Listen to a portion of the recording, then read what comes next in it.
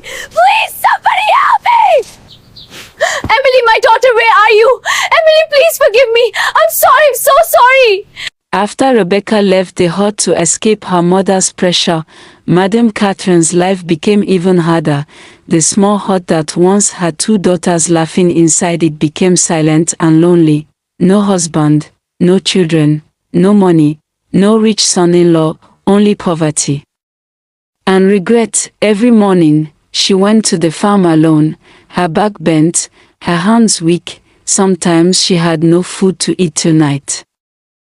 Sometimes neighbors helped her with leftover gari and soup. The same people she once boasted to now whispered behind her, "Is this not the woman that rejected the mechanic? She sold her daughter for nothing. She wanted a mansion, now she has nothing." Those words cut her heart deeply. At night, she would sit alone in the dark hut, staring at the walls. Emily's voice haunted her, "Mama, please." Jude's tears haunted her, "Mama, don't do this to me." She would suddenly begin to cry loudly, "Oh God, I have destroyed my life." One evening, rain began to fall heavily. The roof of the hut started leaking badly. Water poured onto her bed.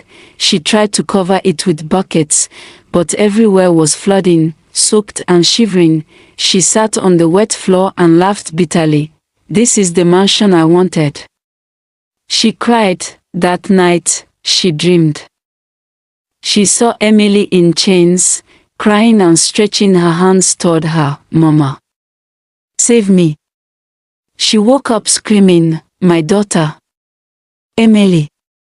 From that day, her health began to fail. She grew thin, her eyes sank, she could no longer farm properly. Sometimes she went from house to house begging for food.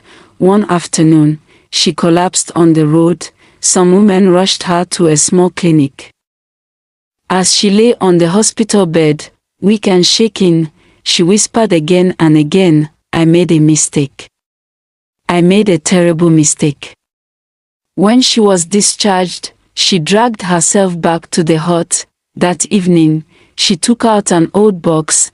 Inside were Emily's childhood clothes, Jude's old letters, Rebecca's scarf. She hugged them and cried until her voice disappeared. "Emily, forgive me. Jude, forgive me. Rebecca, come back home." For the first time in her life, Madame Katherine began to pray sincerely, not for money, not for a mansion, but for forgiveness.